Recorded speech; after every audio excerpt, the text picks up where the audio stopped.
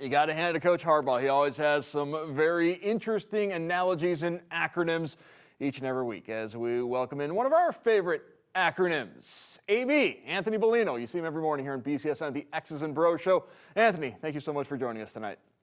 Mark, as always, an absolute pleasure. And no, I have no idea what Coach Harbaugh had to say there. I cannot comprehend a single word of what I just heard.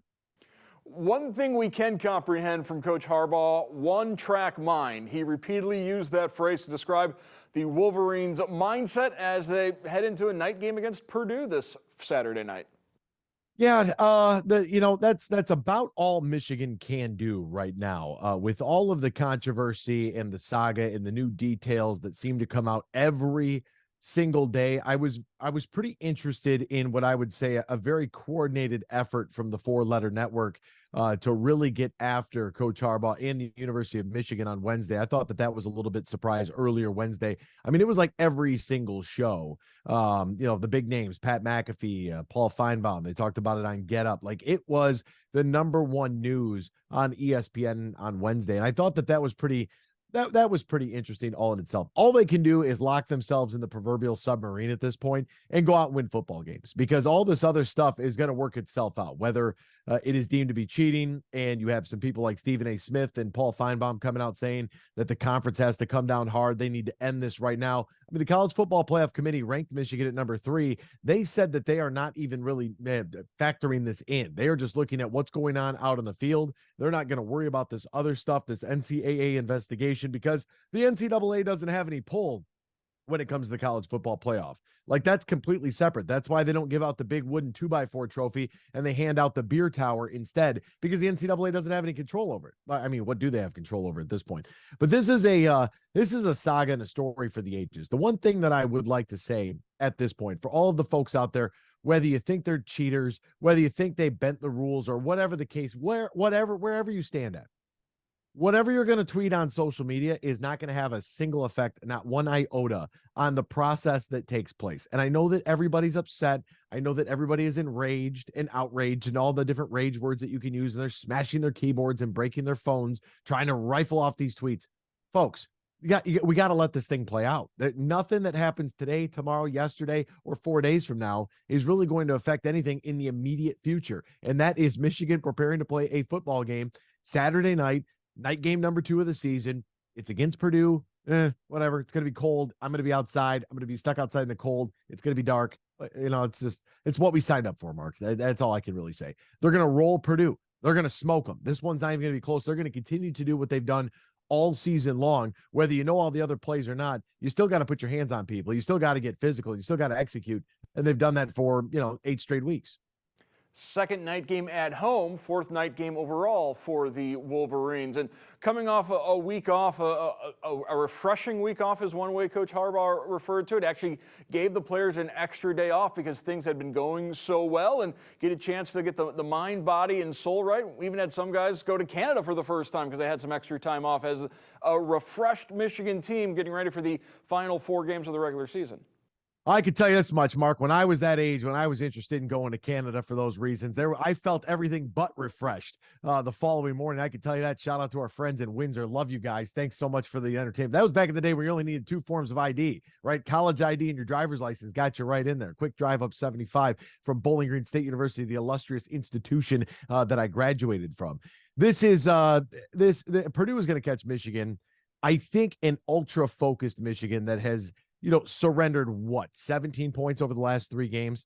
I think that the players hear the noise from the outside, and they know the only way to quiet this down, in the words of the great Al Davis, just win, baby. That's all you can do at this point. They have to go out there and suffocate Purdue, just like they have the rest of every single offense. I mean, they've only allowed one team to score double figures. That was Minnesota. We know what happened with that touchdown pass at the end of the half. Like, that should have been a 52-3 type of game right there.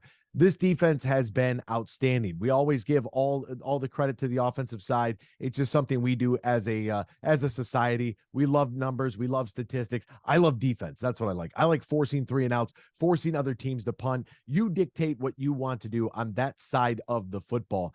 And the only way to quiet everything else down is to just continue to win.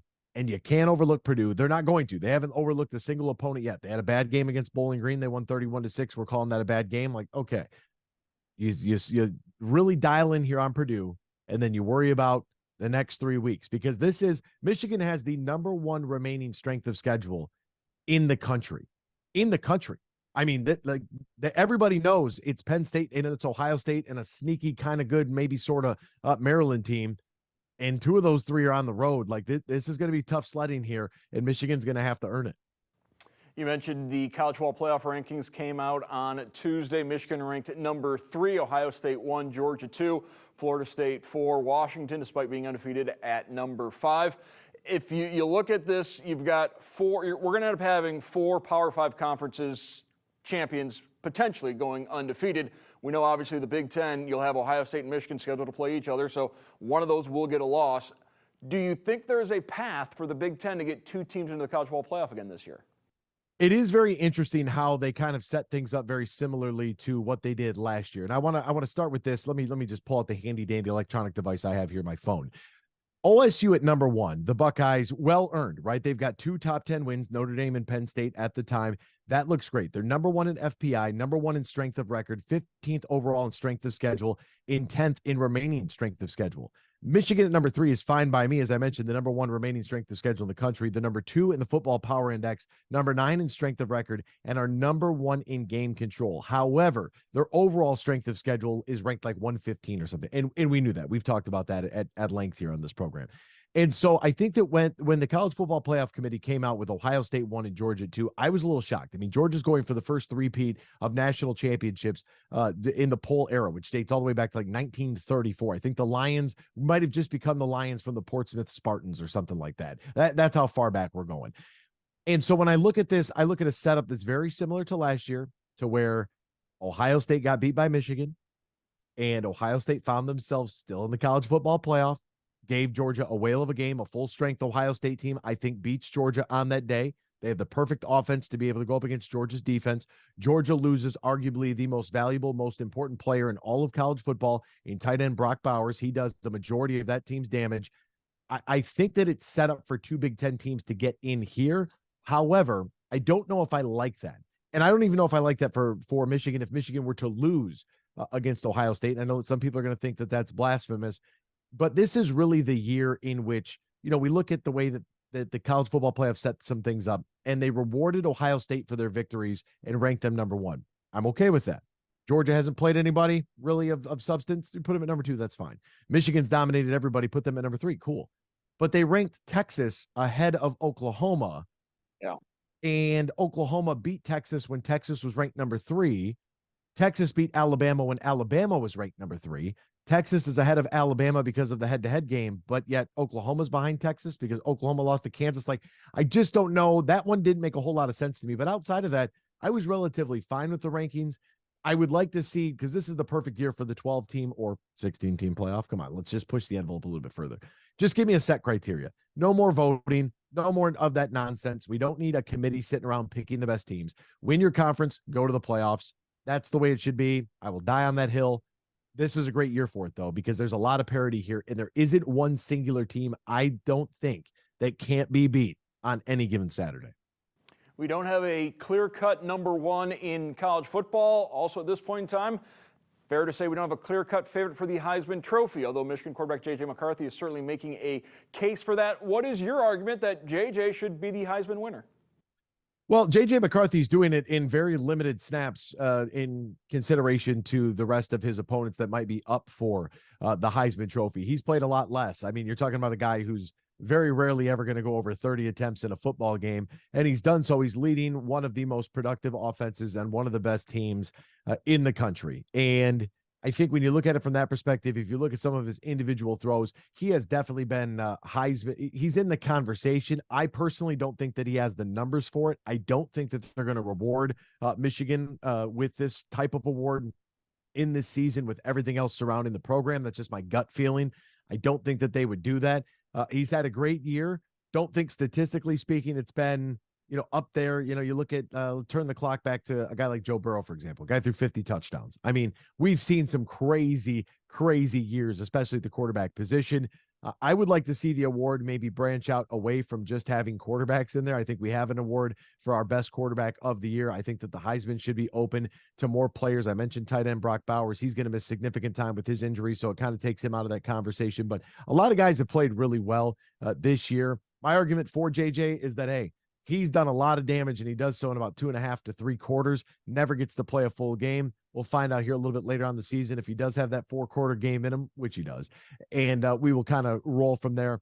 But I do like the fact that his name is in the conversation. It's just unfortunate that the conversation surrounding Michigan is more about Connor Stallions and less about J.J. McCarthy.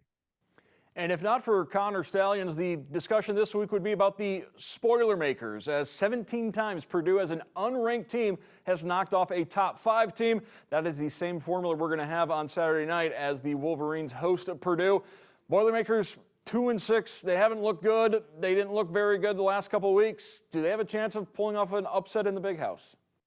Well, they're going to tee the ball off and kick it. So, yes, they do have an opportunity. Their 2 wins are Illinois and Virginia Tech, but it's a team that lost to Fresno. They lost to Syracuse, Wisconsin, Iowa. I mean, who loses to Iowa? All you got to do is kick a field goal. You can beat Iowa. They lost to Nebraska. They got drilled by Ohio State. Could they do it? Yes, they could. Probability versus possibility. I think what Michigan has already shown us in some of their games this season, where the opponents have left us a little, left to be desired there. They're locked in every game. And that's the one thing, they haven't had that mental lapse, that mental slip up where you start to question, is this team capable of doing it? Yes, they are capable of doing it because they have come in every single Saturday locked and loaded, ready to go. And I think that that's really a testament to the coaching staff getting their team prepared, but also for the players for buying into this. And that starts with senior leadership, knowing that, hey, young fellas, it might look good on paper, but it doesn't matter who the better team is. It's who plays better on that individual day. We can't afford a mishap. I think, we all remember Purdue beating Ohio State a couple years ago in 50-mile-an-hour winds. It can happen. I just don't see it likely, not against this Michigan team, especially a Michigan team that's built on ball control. They're not really worried about the speed and space. I expect a lot of carries, a lot of Blake Corum, a lot of Donovan Edwards, a lot of Khalil Mullins, and a lot of points for the Maize and Blue. Earlier this week, Roman Wilson talked about how the mindset was we're going to be like buffaloes chilling in a storm. Well, the storm has passed this week as the Bison will come charging out against Purdue on Saturday night. I want to thank our guest, Anthony Bellino from the X's and Bros Show. Anthony, thank you once again. I'm going to try to get out of the storm and get inside to the press box. Mark, thank you as always, my friend.